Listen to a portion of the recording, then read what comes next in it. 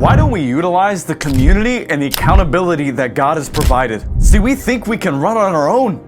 We think we can follow Jesus on our own. It's just Jesus and me, right? See, that's not the answer, because God has given us people to walk with, brothers and sisters in Christ to walk with. It reminds me of Exodus chapter 17, when Moses, Aaron, Hur, and Joshua are fighting against the Amalekites. See, Moses had to hold up this staff, this tool that God chose to use in order to prevail against the Amalekites. When he held it up, they prevailed.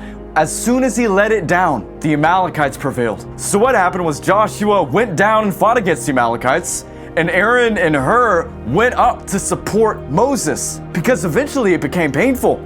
Eventually, Moses couldn't hold his staff up because all the blood had rushed out of his arms. So what did Aaron and Hur do? They supported his arms so that he could hold this staff up. And see, because of Moses' willingness to accept this help, this support, what happened? God allowed them to win. But it's also due to Aaron and Hur's willingness to be there for Moses. But see, nowadays, even we as believers, and I fall into this trap too, we get caught in social media. We think we could find all that we need, all the community that we need in social media, in these little likes, in these little hearts, and we base all of our worth and our affirmation on these things, and we really fall into this hole of depression, and we dip into these echo chambers, and we find that really we find loneliness in social media. So in order to run this race of following Jesus with endurance, just like it says in the book of Hebrews, we have to be willing and humble enough to accept accountability. God works in that. God works in our willingness to be there for each other.